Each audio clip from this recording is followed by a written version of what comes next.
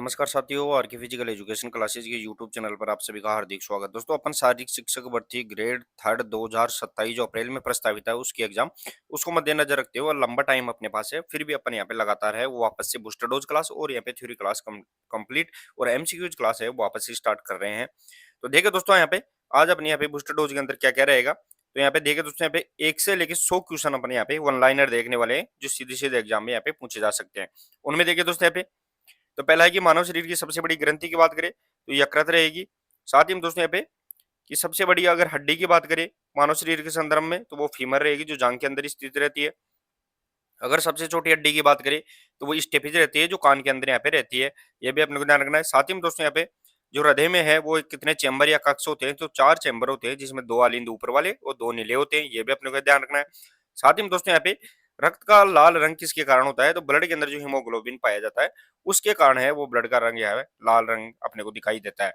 RBC का जीवन काल देखिए तो आरबीसी रेड ब्लड कार्पल जिसे अपन एरिथ्रोसाइट के नाम से जानते हैं उसकी यहाँ पे जो लाइफ लाइन होती है वो यहाँ पे 120 दिन होती है। ये अपने को यहाँ पे याद रखना है। आगे देखिए दोस्तों, यहाँ पे अगला अपना जो फैक्ट आएगा वो देखिए दोस्तों, यहाँ पे कि यहाँ पे आरबीसी का जीवन काल 120 अपन ने देख लिया। साथ ही हम दोस्तों डब्ल्यूबीसी का मुख्य कार्य पूछे तो यहाँ पे रोग प्रतिरोधक क्षमता होती है, इम्यून सिस्टम अपने को यहाँ पे डेवलप करती है। और रक्त का जो सामान्य पीएच मान है वो 7.4 यानी अब सारी प्रकृति का होता है। अगर इसका सही तरीके से देखें तो 7.35 से लेके है वो 7.45 तक है वो इसका पीएच मान यहाँ पे होता है। साथ ही हम दोस्तों यहाँ पे मानव शरीर का सामान्य तापमान है वो 37 डिग्री सेल्सियस या 98.6 डिग्री फ़ारेनहाइट होता है। ये भी अपने को ध्यान रखना है। और मानव का पाचन पूर्णतः कहाँ होता है, तो वो छोटी आंत दोस्तों यहाँ पे छोटी आंत होती है उसमें इसका पूर्ण पाचन यहाँ पे होता है। ये अपने को यहाँ पे ध्यान रखना है।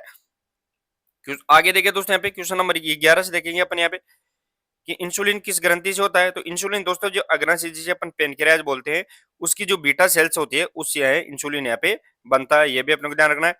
थायरोक्सिन किससे स्रावित होता है, तो थायराइड ग्रंथि होती है उससे थायरोक्सिन बनता है। नेफ्रॉन की संख्या इकाई है तो किडनी या जो वृक्क होते हैं उसकी इकाई होती है जो ध्यान रखना। उत्सर्जन की इकाई भी बोली जाती है।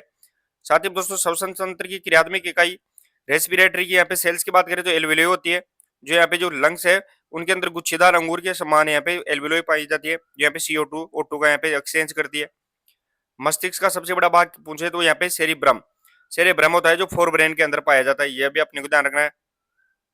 आगे देखिए दोस्तों, यहाँ पे क्वेश्चन नंबर 16 से अपन देखेंगे। इसके अंदर क्वेश्चन नंबर 16 रहेगा अपना कि हृदय की धड़कन नियंत्रित करता है तो ऐसे नोड ध्यान रखना दोस्तों, यहाँ पे साइनो एट्रियल नोड होता है जो प्राकृतिक पेसमेकर के नाम से जाना जाता है जो हृदय के दाएं आलिंद पे पाया जाता है। ध्यान रखना दोस्तों, यहाँ पे जो 4 चैम्बर होते हैं हार्ट के उनमें से जो दायां आलिंद होता है उसके ऊपर यहाँ पे पेसमेकर पाया जाता है। क्वेश्चन नंबर 17 देखें दोस्तों, यहाँ पे पित्तरस कहाँ बनता है, तो यकृत लीवर के अंदर है वो बाइल जूस बनता है और गोल ब्लेडर के अंदर यहाँ पे स्टोर होता है। साथ ही हम दोस्तों यहाँ पे लार्ज से एंजाइम तो एमाइलेज जिसे अपन टाइलिन के नाम से जानते हैं वो एंजाइम यहाँ पे बनता है। रक्त का थक्का जमाने के लिए है वो प्लेट्स होती है दोस्तों यहाँ पे। और विटामिन डी और ध्यान रखना दोस्तों यहाँ पे साथ ही में विटामिन के भी है वो अपने को यहाँ पे रक्त का थक्का जमाने में सहायक होती है। मानव शरीर में कुल हड्डियों की संख्या पूछे तो 206 हड्डियां होती है जिसमें से है 126 यहाँ पे एक्सियल 80 तो इसमें एक्सियल और 126 उपांगीय कंकाल तंत्र में यहाँ पे पाई जाती है। तो ये 20% अपन इसमें देख लिए। आगे देखिए दोस्तों, यहाँ पे अगले अपना जो फैक्ट आएगा इंपोर्टेंट वो 20 के बाद में 21 क्वेश्चन नंबर 21 देखे दोस्तों यहाँ पे। तो क्वेश्चन नंबर 21 रहेगा कि सबसे कठोर पदार्थ की बात करें तो दांत का इनेमल है वो सबसे कठोर पदार्थ होता है। साथ ही हम दोस्तों यहाँ पे शरीर की सबसे बड़ी बड़ी मांसपेशी पूछे तो ग्लूटेस मैक्सिमस होती है जो यहाँ पे कूल्हे यानी हिप के अंदर पाई जाती है। और अगर सबसे लंबी पूछे तो वो यहाँ पे ध्यान रखना सार्टोरिस है जो जांग के अंदर पाई जाती है। क्वेश्चन नंबर 23 सबसे छोटी मांसपेशी की बात करें स्टिपिडिस है जो कान में पाई जाती है। मांसपेशी भी कान में और हड्डी भी कान में पाई जाती है। साथ ही हम दोस्तों डीएनए का पूर्ण रूप तो डीऑक्सी न्यूक्लिक अम्ल है उसे अपन डीएनए के नाम से जानते हैं। रक्तचाप मापने का यंत्र की बात करें तो स्पिग्मोमेनोमीटर बीपी ब्लड प्रेशर की बात कर रहे हैं अपन दोस्तों यहाँ पे बीपी मेजरमेंट के लिए है वो यहाँ पे स्पिग्मोमेनोमीटर यूज किया जाता है। मूत्र का निर्माण की बात करें तो वृक्क यानी किडनी के अंदर होता है। साथ ही हम दोस्तों मानव हृदय का औसत वजन पूछे तो हार्ट का औसत वजन है वो लगभग 300 ग्राम अपने को देखने को मिलता है। नेक्स्ट अपना 28 देखे दोस्तों, यहाँ पे 28 रहेगा कि लाल रक्त कणिकाएं कहाँ बनती है, तो आरबीसी की बात करें तो वो अस्थि मज्जा बोन मैरो के अंदर बनती है। ये भी अपने को जो लंबी हड्डियां होती है दोस्तों यहाँ पे इन लंबी हड्डियों के सॉफ्ट वाले किनारे के अंदर है वो आरबीसी का निर्माण होता है। गैसों का विनिमय की बात करें O2 और CO2 का एक्सचेंज बात करें लंग्स के अंदर तो एल्वियोलाई की बात करते हैं अपन यहाँ पे एल्वियोलाई के अंदर होता है जो यहाँ पे श्वसन तंत्र की क्रियात्मक इकाई होती है। 30 नंबर देखिए दोस्तों यहाँ पे सबसे लंबी कोशिका की बात करें तो तंत्रिका कोशिका, जो न्यूरॉन होती है वो सबसे लंबी कोशिका पाई जाती है। नेक्स्ट, शरीर में जल का औसत प्रतिशत पूछे तो 60 से 70% है वो जल का औसत प्रतिशत है, वो यहाँ पे बॉडी के अंदर पाया जाता है। नेक्स्ट आगे देखिए दोस्तों यहाँ पे क्वेश्चन नंबर 32 रहेगा अपना। क्वेश्चन नंबर 32 रहेगा दोस्तों यहाँ पे कि रक्त का तरल भाग है वो क्या कहलाता है, तो वो प्लाज्मा कहलाता है, और प्लाज्मा है वो 55% प्लाज्मा पाया जाता है, और 45% है वो कणिकाएं पाई जाती है। ये ब्लड का फॉर्मेशन रहेगा।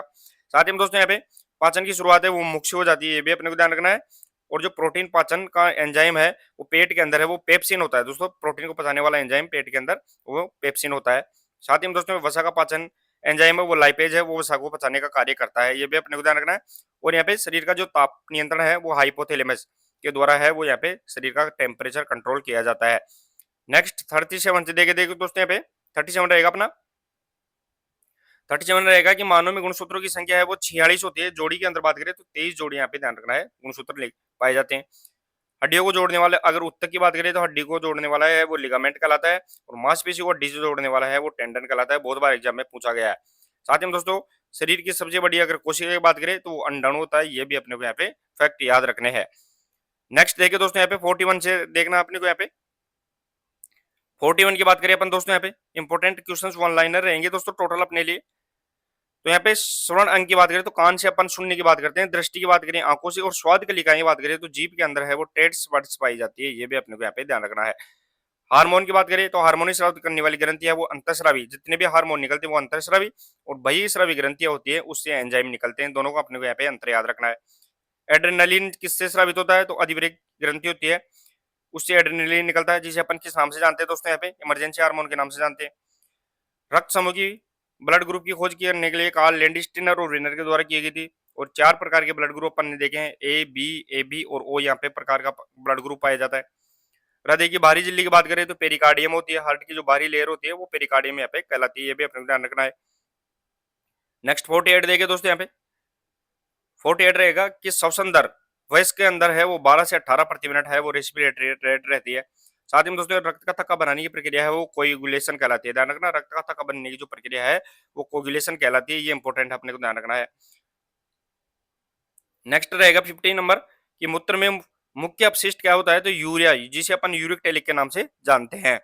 नेक्स्ट 51 देखे दोस्तों यहाँ पे क्वेश्चन नंबर 51 रहेगा अपना। क्वेश्चन नंबर 51 रहेगा दोस्तों यहाँ पे कि मलेरिया का वाहक कौन है, तो मादा एनाफिलीज मच्छर है वो मलेरिया का वाहक होता है।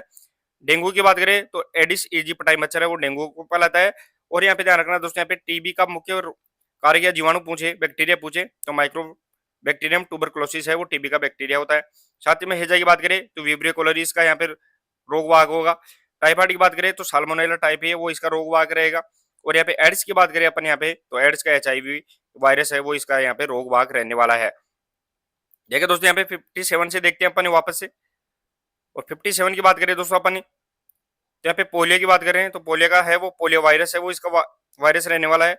रेबीज किससे फैलता है, तो जो संक्रमित कुत्ते होते हैं जिनके काटने से रेबीज फैलता है जो रेबडो वायरस से फैलता है। और कुष्ठ रोग की बात करें तो यहाँ पे कुष्ठ रोग जिसे लेप्रोसी के नाम से जानते हैं माइक्रोबैक्टीरियम लेप्री है वो इसका यहाँ पे रोगवाहक रहेगा, ये भी अपने को यहाँ पे फैक्ट याद रखना है। तो चलिए दोस्तों ये इंपॉर्टेंट है यहाँ पे क्लास थी आज की, फिर अपन 61 से है वो नेक्स्ट क्लास के अंदर देखेंगे, तब तक के लिए धन्यवाद, थैंक यू सो मच।